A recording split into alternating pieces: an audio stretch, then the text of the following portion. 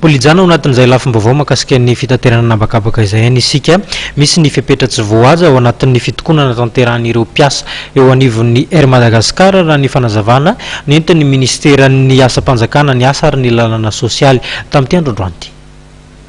Ny zo itokona dia mila manaraka ny lalàna manan-kery voatondro amin'izany raha ny fampatsiahivana hita anatin'ny taratasy mitondra ny laharana ohatra 320 MFPTLS tsipika 5 ho an'ny télé général ny Air Madagascar.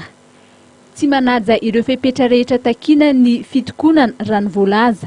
Araka ny andininy 900 sy ny manaraka ao amin'ny lalàna laharana 3 tsipika ohatra 470 tamin'ny 20 Jolay 4 nanaovana ny fehezan-dalàna momba ny asa.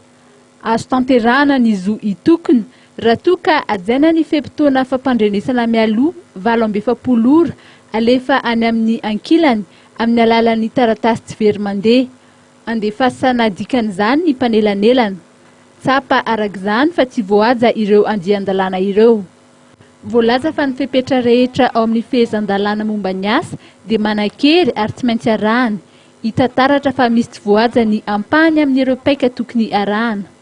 Manamarika ihany koa ny taratasy avy amin'ny ministera ity fa tokony ajaina ny fahafahan'ny mpiasa tsirairay antsoina hoe liberté individuelle sy liberté professionnelle ka tokony andray ny fepetra ihany koa ny Air Madagascar mba hanaja ny fehezan-dalàna momba ny asa manan-kery eto amintsika.